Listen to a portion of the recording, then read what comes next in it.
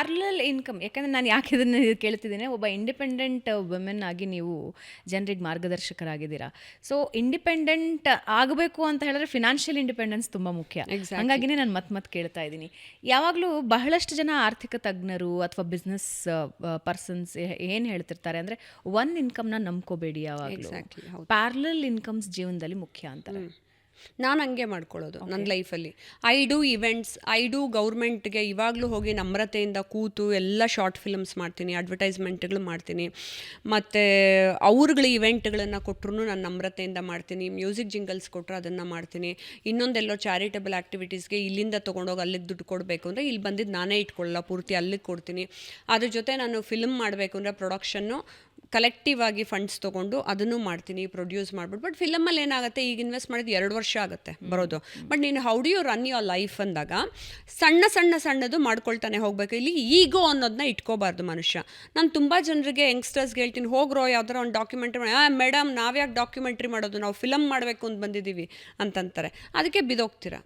Film ನೀನೀಗ ಮಾಡಿದ್ರು first ಒಂದೇ ಫಿಲಮ್ ಸಕ್ಸಸ್ ಆಗಬೇಕಾ, ಅದ್ರಲ್ಲಿ ನಿಂಗೆ ದುಡ್ಡು ಬರಬೇಕಾ, ಯಾವಾಗಪ್ಪ ಬರುತ್ತೆ, ನಿಮ್ಮ ಅಪ್ಪ ಅಮ್ಮ ಕಾಯ್ಕೊಂಡಿರ್ತಾರೆ. ಸೊ ಇದೆಲ್ಲ ಚಿಕ್ಕ ಚಿಕ್ಕ ಕೆಲಸಗಳು ನಿನಗೆ short term goals and long term goals, short term income and long term income ಅಂತಂದು ನೀನು ಒಂದು ಚಾರ್ಟನ್ನು ಹಾಕ್ಕೋಬೇಕು. ಹಾಕ್ಕೊಂಡಿದ್ದಕ್ಕೆ ನೀನು ನಡ್ಕೋಬೇಕು ಆ ರೀತಿ.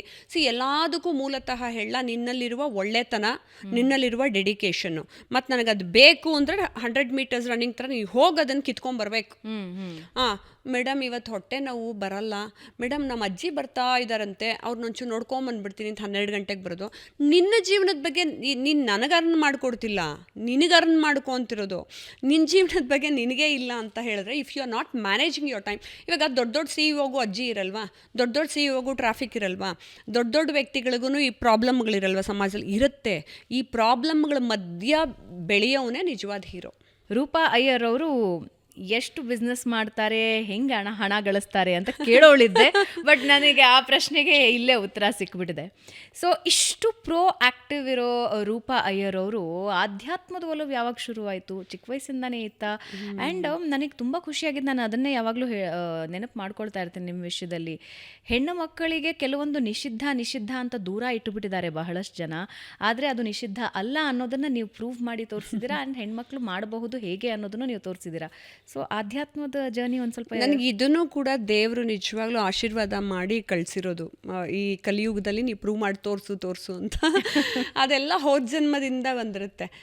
ಒಂದೇ ಜನ್ಮದಲ್ಲಿ ಸಾಧನೆ ಮಾಡೋಕ್ಕಲ್ಲ. ಎಸ್ಪೆಷಲಿ ಆಧ್ಯಾತ್ಮದಲ್ಲಿ ಒಂದು ಮಂತ್ರ ನಾನು ಉಚ್ಚಾರಿಸ್ಬೇಕು, ಹೇಳಬೇಕು, ಅದು ಪ್ರಾಕ್ಟಿಕಲಿ ವರ್ಕೂ ಆಗಿ ನನ್ನ ಕೈ ಹಿಡಿದು ಕರ್ಕೊಂಡು ಹೋಗಬೇಕು ಅಂದರೆ ನಿಮಗೂ ಗೊತ್ತು, ಒಂದು ಜನ್ಮದ ಎನರ್ಜಿ ಅಲ್ಲ ಅದು. ಎಷ್ಟೋ ಜನ್ಮಗಳಿಂದ ಪೆಂಡಿಂಗ್ ಕರ್ಮ ಇಲ್ಲಿ ಬಿಟ್ಟು ಹೋಗಿರ್ತೀನಿ, ಅದನ್ನು ನಾನು ಮುಂದುವರಿಸ್ಕೋತಾ ಇದ್ದೀನಿ. ಆದರೆ ಕಲಿಯುಗದಲ್ಲಿ ತುಂಬ ಕಷ್ಟ. 10 ಕಡೆಯಿಂದ ಬಂದು ನಿಮ್ಮನ್ನು ಲಾಕ್ ಮಾಡಿ ಸಿಕ್ಕಾಕಿಸ್ಬಿಡ್ತಾರೆ, ಅಥವಾ ನಿಮ್ಮ ಹತ್ರ ಇರೋದೆಲ್ಲ ಕಿತ್ಕೊಂಡು ಹೋಗ್ಬಿಡ್ತಾರೆ. ನೀವು ಬದುಕು ನೋಡೋಣ ಅಂತಾರೆ. ದಟ್ ಈಸ್ ವೇರ್ ನನಗೆ ಆಧ್ಯಾತ್ಮ ಮತ್ತು ದೇವರು, ನನ್ನ ಭಕ್ತಿ ಅದೊಂದೇ ಹೆಲ್ಪ್ ಮಾಡಿದ್ದು. ಇವಾಗಲೂ ನನ್ನ ಚರಂಡಿಲಿ ಬಿಸಾಕಿ ನನಗೆ ಗೊತ್ತು, ನಾನು ಎಲ್ಲ ಕಿತ್ಕೊಂಡ್ಬಿಡಿ, ನನಗೆ ಗೊತ್ತು ನಾನು ಹೆಂಗೆ ಬೆಳ್ಕೊಂಬರ್ಬೇಕು ಅಂತ. ಯಾಕಂದರೆ ದೇವರು ನನ್ನ ಜೊತೆ ಇದ್ದಾನೆ. ಸೊ ಆ ಎಲ್ಲವನ್ನು ಪ್ಲಾನೆಟ್ಸ್ ಆಗಿರಲಿ, ಎನರ್ಜಿ ಆಗಿರಲಿ, ಹೆಂಗೆ ಚೇಂಜ್ ಮಾಡ್ಕೋಬೇಕು ಅಂತ ದೇವರೇ ನಿನ್ನ ಕೈ ಹಿಡಿದಾಗ ನಿನಗೆ ಗೊತ್ತಾಗುತ್ತೆ. ಸೊ ಅದಾದಮೇಲೆ ನನಗೆ ಹೆಂಗೆ ಅಂದರೆ, ಚಿಕ್ಕ ವಯಸ್ಸಿಂದ ಅಮ್ಮ ಭಕ್ತಿಲಿ ಪೂಜೆ ಮಾಡಿಸೋರು, ವ್ರತ ಮಾಡಿಸೋರು, ಅದೆಲ್ಲ ಬೆಳ್ಕೊಂಬಂದೆ. ಅದಾದಮೇಲೆ ನನ್ನ ಗಾಡ್ ಪೇರೆಂಟ್ಸ್ ಅಮೇರಿಕಲ್ಲಿದ್ದಾರೆ, ನ್ಯೂ ಜೆರ್ಸಿಲಿ, ರವಿ ರಾಜಗೋಪಾಲ್, ಗಾಯತ್ರಿ ರವಿ ಅವರು.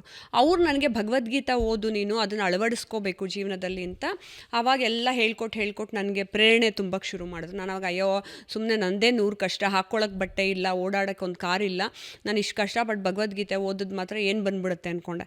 ಆದರೂ ಅವ್ರು ಹೇಳೋದ್ರಿಂದ ನಾನಾದರೂ ಸುಮ್ಮನೆ ಕೂತ್ಕೊಂಡು ತಲೆನೋವು ಅಂತ ಮಧ್ಯೆ ಕಾಫಿ ಕುಡ್ಕೊಂಡು ಅದೆಲ್ಲ ಕೇಳಿಕೊಂಡು ದ್ವೈತ, ಅದ್ವೈತ, ವಿಷ್ಟ ಅದ್ವೈತ ಅದೆಲ್ಲ ಮಾಡಿಕೊಂಡು ಅದನ್ನು ಅಳವಡಿಸ್ಕೊಂಡು ಪೂಜೆ ಮತ್ತು ಜೀವನನ ನಡೆಸೋದಕ್ಕೆ ಶುರು ಮಾಡಿದೆ.